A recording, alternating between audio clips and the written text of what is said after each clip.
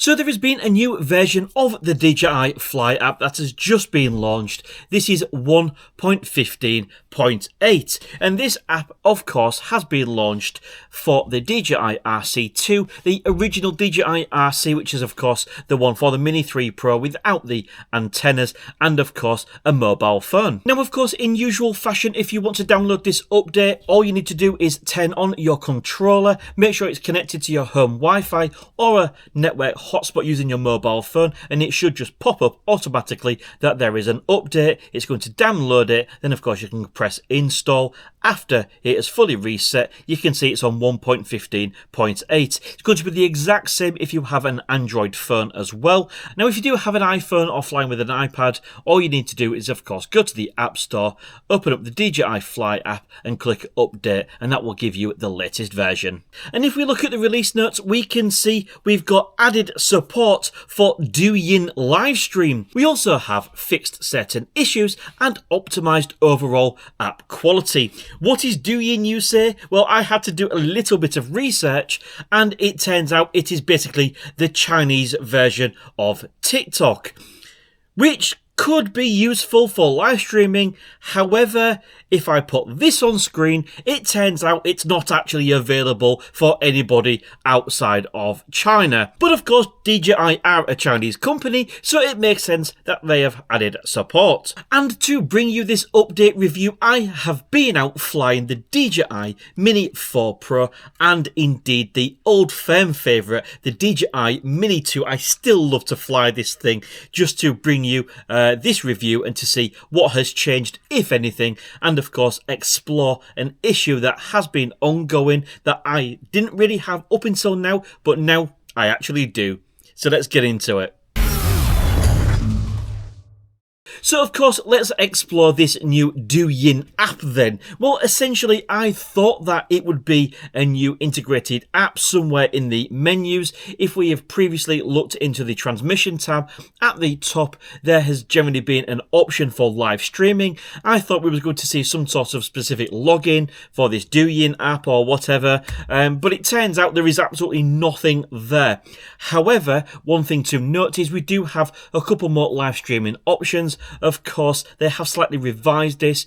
We do have, when using the DJI RC2 controller, the option to live stream at 720p. Okay, and we can choose these two options right here. However, interestingly, if we actually use this option with the DJI RC N2 controller or DJI RC N3, which is where you use the mobile phone, it actually gives the option to live stream in 1080p. So just something for you to be aware of if you're doing any sort of live streaming using the DJI Fly app, depending on what device you are using. So of course, do we have any new features then? Well, of course, apart from the slightly revised interface that I've just shown you, okay, flicking through all the menus, sub-menus, and checking everything, I've been out and I've flown through a full 3 batteries on both of these drones just to test everything out. Now, when it comes to new features, I didn't particularly find anything on the DJI Mini 4 Pro, because we'll talk about that one first. Now, many of you have commented that there was an issue with the DJI Mini 4 Pro after the latest firmware update. Now, I did a review video addressing some of the issues that people had found, or that I found to not actually be issues. However, many of you said that, of course, when using the DJI Mini 4 Pro, after that last firmware update, there was a bit of a problem when it comes to the rocket quickshot. Essentially, what would happen is as the drone would fly upwards, this gimbal would gently tilt down, and then when it came to coming back down and returning to its position, for some reason, that gimbal was just shooting upwards. Now, I never actually covered it in my review video, even though I was aware of it, quite simply because I kind of wasn't having the issue. I spoke to a good friend of mine, or 2 good friends of mine that have YouTube channels, and they did have the issue, okay? However, one of them was pretty intermittent, depending on where he was actually flying, which is really, really odd. And ultimately, I have been out flying the DJI Mini 4 Pro, and I've never really had this issue with the gimbal tilting upwards at the end of the rocket quickshot.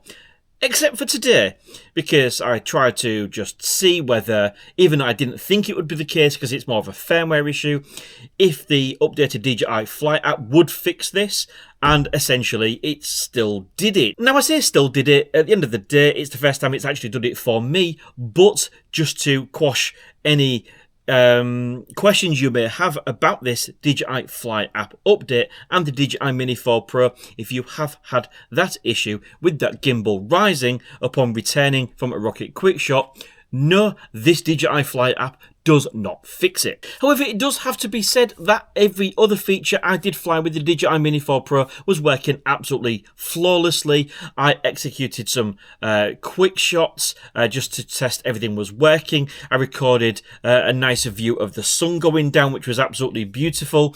Okay, and again, everything was working as it should.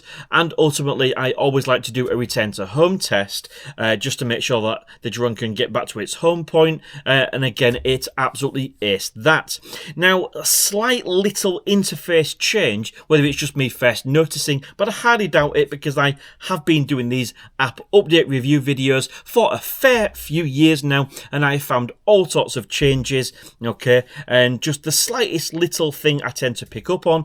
And I did notice that when I was flying my DJI Mini 4 Pro in particular, the compass down in the bottom seemed incredibly responsive.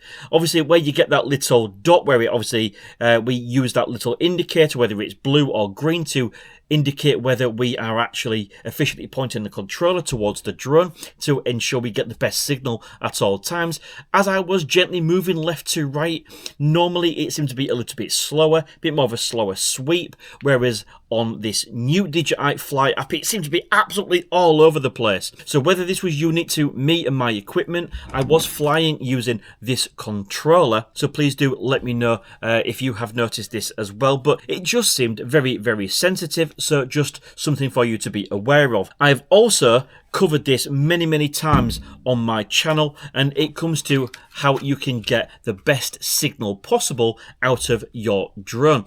Now, of course, if you're not aware already, I'll do this quick version. Here in Europe, we get a lot less broadcasting power from the controller to the drone as what you guys do in the US, for example. So we notice signal interference a hell of a lot more. Now, I published a video a long time ago now with the DJI Mini 3 Pro, just to show that quite often when you do leave these drones in dual band, which is basically the OcuSync's ability to switch between 5 GHz and 2.4 and the different channels within to ensure you always get the best signal, sometimes it can get it wrong. Now, when we open up our transmission tab, you can see these little bars that go up and down, or lines if you wish. That is not indicating signal strength, that is indicating signal interference.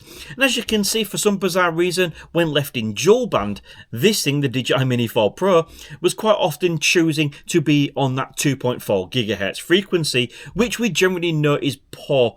Okay, 2.4 is better for longer range, but it's more susceptible for interference. So if you are flying in a built-up area with lots of houses, lots of Wi-Fi interference, really you want to be on 5 GHz. Okay, ideally that 5.1, which of course is unique to OcuSync 4.0. But once again, it turns out that for some reason this DJI drone was getting it wrong. So just something for you to be aware of if you didn't know already and you are flying a drone such as the DJI Mini 4 Pro in Europe, or indeed the DJI Mini 2 for example, okay, because this did the exact same thing. For some reason it just, when it was left in dual band, it decided to fly on that 2.4, which is pretty rubbish for these sorts of areas. So you are always best, if you are in this area, take the choice out of the drone's hands and generally just fix on that 5.8 or 5 GHz frequency. You will get a much better signal. Now, when it does come to the DJI Mini 2, of course, this is pretty much, let's be honest, it's end of life. It's years old. DJI haven't updated it for ages. But of course, if you do update the DJI Fly app, it still can get some new features in terms of its functionality or interface changes, for example. Now, when I did fly the DJI Mini 2, one thing I did notice is when I tried to do my staple test of testing a quick shot. Whether this is a feature of the DJI Fly app, I'm not too sure, okay, because it's always worked pretty well for me in the past.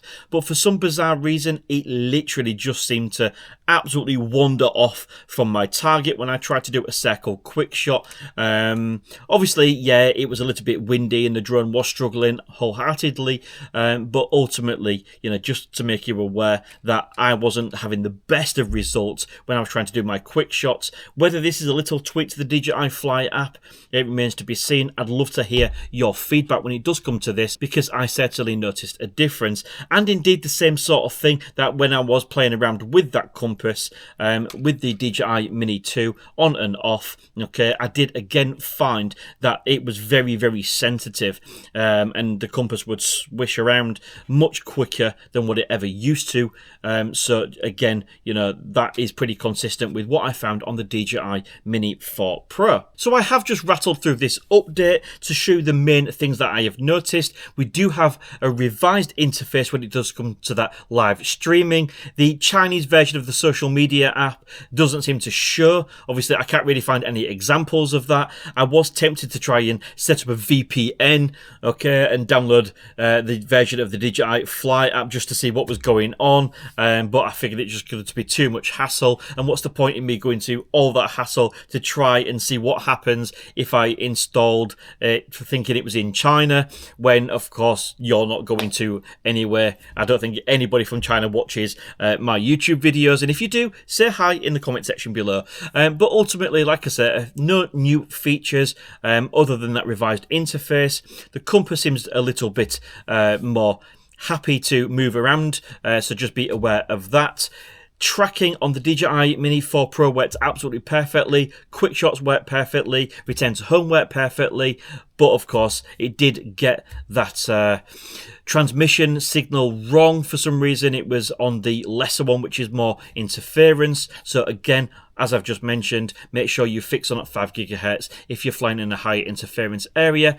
As for the Mini 2 that I tested, just to bring up an old firm favourite, again, seemed pretty well enough. Same observation on the compass, and when it was tracking, it was losing the target. But of course, you know, it is quite an old drone now, this little guy right here, and most importantly, it was getting blown about by the wind a hell of a lot. So we'll let it off, but again, just something for you to be aware of. So hopefully, you know, this video covers pretty much everything you wanted to know about this update. Obviously, not any real information in the release notes, which is why I have to, as a reviewer, go through absolutely everything I can possibly find. But of course, you know, I'm only human. I do the best I can, and I've picked up a hell of a lot in the past. But if you have noticed something that I've not mentioned, please do let me know in the comment section below, and I will give it a check out in a follow-up video if you want me to test it, and just see whether I can replicate that issue as well.